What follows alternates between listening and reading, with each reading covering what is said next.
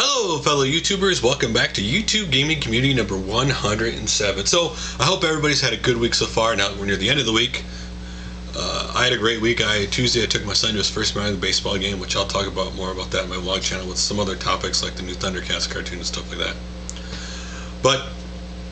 And Wednesday, one of those, everybody does this for time at work. You go to work early in the morning and you don't get home till dinner time. But anyway, enough about me. So my topic for today is something I've seen done in the past. This is just the latest example of it being done. LMA 187. Someone took his likeness, actually him in general, off a video. Did one of those like puppet looking mouse things on the thing. And he decided to use LMA's likeness in 2 videos. Now I don't know whether his voice he's trying to be just racist or just thought he's mimicking his voice. Either way, I still think he was an idiot, doesn't matter. And used it, the first one was Pete Dorr fan, something else in the title. And you say, oh, he was defending Pete Dorr, but you actually look in the tag, it says Pete Dorr sucks. And his second video he made with LMA's likeness was attacking Power Glove Gaming 99. And he mentioned it to somebody that, that he was doing this, he wasn't doing this, to be funny. And I hate videos like this. First of all, the guy doesn't understand anything at all of YouTube, because if LMA were to claim copyright or the video gets flagged and gets taken down, it's 2 strikes against him. 2 strikes means you need another channel. I was always raised when you were growing up that if you can't say something to somebody's face, then don't say it at all. If you ain't got I can respect people who get in front of the camera, who say, I don't like this person on YouTube's channel or what they do, and here's my reasons why. And they don't disable their like or dislike, they don't disable comments, they don't take the video down, it's what they believe. I can respect that. I may not agree with it, but I respect the fact they did the video like that. People who disable comments, people who use other people's likenesses, are cowards to me. There are people who in life can't handle any negativity or opinions that don't agree with theirs. And guess what? In life is full of them. You always in life deal with criticism. Being judged based on first looks is big in real life. When someone looks at you first life, they make a lot of assumptions right away. From your looks, the way you talk, the way you walk, the way you dress. Instantly, people make a dozen different decisions about you just based on that.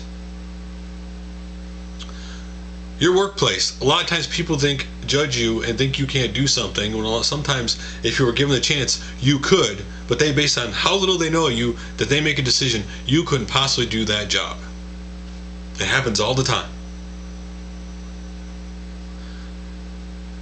These people know absolutely nothing about LMA 187 as a person off YouTube. They only know his videos. And I don't care why they don't like LMA 187. I don't care why they don't like Pete Dorr. I don't care why they don't like Power Glove Gaming 99. The minute you disable your comments to me, the minute you disable your ratings, the minute you use somebody else like this, I don't want to hear anything you have to say in their videos. It's funny because a lot of the bigger channels that like people in the community may not go out and see, really big channels, they're tied with other bigger networks and stuff like that. It's been going around out there for a while, maybe people haven't seen it, of them talking about the gaming community. Them talking about all the garbage that needs to stop. All the whining, all the crying, all the drama. Just about making music about loving the games you like to play and the hobby you love. And it's a shame that the guys who aren't heavily involved in it, who make their own videos, get it right. And the people who claim to be heavily involved in the community get it so wrong. I always laugh at how so many people pass judgment on other people in the community so quickly. If you don't like someone's video, don't watch it. Don't subscribe it. That's it. It's simple as that. Now, I'm not going to link to this guy's videos because he doesn't deserve the videos to be linked. He doesn't deserve to get any views from it. I didn't look to see if they're still up because I really don't care if his videos are still up. Channels like those, I will never go watch after I see a video like that. Because it's just, to me, that's just pathetic. If you don't like somebody, you can't say it in a video in front of the camera, then don't say it. You may think it, just don't. If you can't say it, then don't say it. Just, there's a lot of channels I look at. There's channels I look at that I think that person is a phony. That person is just chasing headlines to try to get views.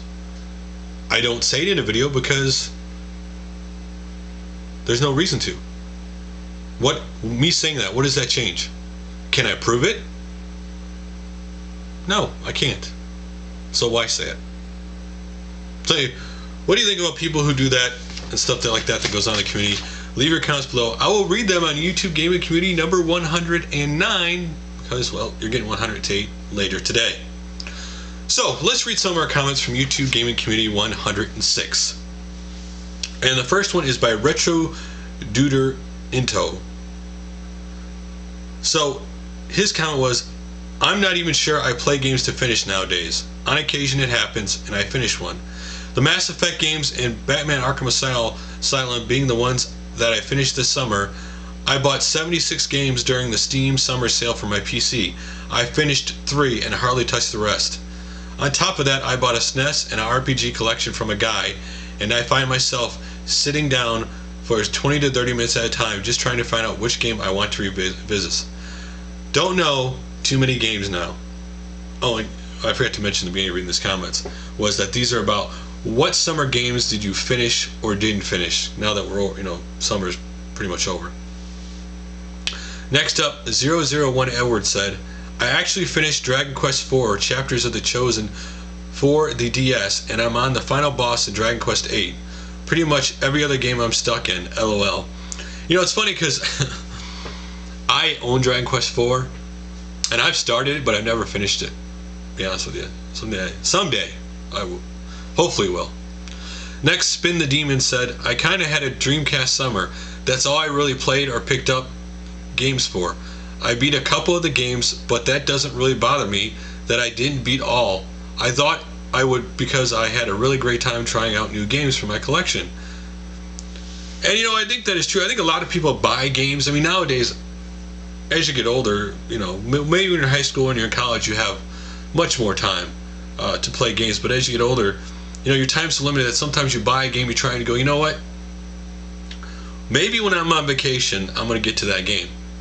But the problem with that is, of course, you get more games during that time, and so you have more choices to make which you're going to play, and sometimes you may never get to that game. Next is Electric Adventures. I have been terrible at finishing games this year. As I have been distracted by work, kids, and other family matters, I have managed to finish a few PS3 titles. BioShock, Resident Evil 1 and 2, and one Call of Duty. But they themselves are games I bought a long time ago. Part of my issue is that several of my children are now gamers, and access to equipment can sometimes be a problem. One of the reasons I have now set up my own lair/hidey hole and discovered the YouTube community. Well, what's funny is, when I started on YouTube, my wife hadn't had her love for games come back, because when we first, I mentioned this before in the video, when we first started dating and then later lived together, we would play games together, side by side, with our PlayStation 1s or PlayStation 2s. And as things went on, she lost the love for gaming. Like, she'd play Ratchet and Clank once a year and that's it. And I've always kept the love of gaming going. And she's now found that love back. Like this weekend, my son's going to be away with his grandparents, so she will be picking out some kind of RPG. There'll be PlayStation 1, 2, or 3, and playing it. She wants to go back to Legend of Dragoon, a game she's beaten in the past. Lunar 2, which she hasn't beaten. And so, most of the time the PS3 is off access to me because she's always using it, maybe for Netflix, for her, my son, or stuff like that. And that's why I understand why sometimes you can't beat games because you don't have access. I mean, I just started Final Fantasy on the PSP. And I hope to play through that. Because coming up here every year during... last year I started, every year now, from November through January, I won't buy any brand new games. So I'll have time to finish my older games. So hopefully I'll have that finished by the end of the holiday. And next up, ASCII Guitar said, when I read the title of the video, I thought definitely not. I thought this summer I would get into RPGs by playing games from Shin, which I know I'm going to pronounce this wrong, Shin Megami Tensei series. While they're good games and I've started to get back into the RPGs more, they're just way too long to finish. Near the very beginning of the summer, I was able to finish both Oblivion and Fallout 3 by only sticking to the main quest and not venturing off. By the way, I just realized I'm always drinking coffee when watching your videos. That's funny. But it's funny is I have Fallout 3, I have Oblivion, I have not beat either one of those. I think I've sunk 10 hours into them. And see, I'm a guy who I get distracted by side quests. And so I don't know if I'm ever going to totally finish them, but I hope to. When I have vacation time, go into them and just dig deep into them. So, our videos to check out this week. And the first one, actually the first two are by MaximumRD. MaximumRD contest number 1, open to all my subscribers. I know it's still going on for a couple more weeks, where you could win a Slimwear XXL t-shirt and a 4 GB flash drive. And the rules are as follows. 1, you must be a subscriber. 2, you must submit a video response. 3, you must answer why you want or need the t-shirt and USB stick. And number 4, you must mention your favorite classic system of all time, computers included. Everybody knows mine would be the Atari 2600. And his second video is open tag your favorite light gun console combination. And you know what, ironically, this is simple for me. Mark Vajir, I know, answered this way. I'm sure other people have. PlayStation 1, Gun Con, Time Crisis. Me and my wife together played that game for several hours. And that would be my favorite light gun console and game combination. So, next up is NewColeco Minecraft mod MultiTool. The MultiTool pronunciation helps. This tool can replace an axe, pickaxe, shovel, a hoe, and a sword, and can cut through leaves like Shivers 2. The durability and strength of the tool is based on the material used. Same goes for regular tools in Minecraft. No extra power, just a multi-tool in one. So if you want to see what this tool does in the game, check that video out. Next is melaniespikowski. She's done a controller wall in the past, but this time she put up the N64 Controller Wall. So if you want to see what it looks like, she shows you the video from the first one up till the last one. So you should check that out. Next up is TheBratterz Far From Dust review. If you want to see the review to that game, check that out. Next up is Jfreedan. Top 5 reasons why Star Wars The Old Republic may kill WoW. And I know what you're thinking. Oh, he's just going to point out, compare the games. Actually, not entirely. He goes into the Star Wars mythology and explains why there's certain things in this game that actually are wrong in the mythology and why hardcore Star Wars fans may not play this game. Among going into why this game isn't like other earlier games in the Star Wars series that probably would appeal more to people if it was made that way. So you should check that out. Next up is PwerlvAmy, the Simpsons Arcade 1 of 3 playthroughs. So if you want to re-see the Simpsons Arcade, check out that video. Next is NewbVernonica Diablo 3 Inferno mode for PvE. So she explains Diablo 3's Inferno mode and why PvE is good, and you know why it's better than what they could have chose and everything else. If you want to listen to someone's video who really knows these computer games, she really does know, and check that out. Next is VTSgaming, how to play Call of Duty the right way, objectively. Domination's stats equal 71, 23, 6, 12. So if you're interested, because I always like to bring up videos where I know first-person shooters for some people are turning off, but if you maybe watch this video and maybe it'll help you play better to make the experience of playing an FPS shooter a little more enjoyable. Next up is ARP Productions 2010 Heavy Metal Gamer Mach Rider NES.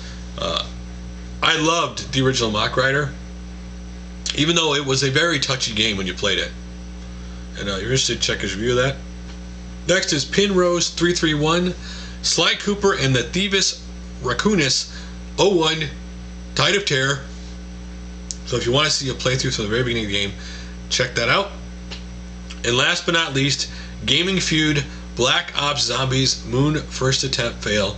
The new Zombie Mach pack, which has a we're fighting zombies on the moon. If you're interested in checking the gameplay out of that, check that video out. And so guys, that's it for today. I will see you in just a little bit.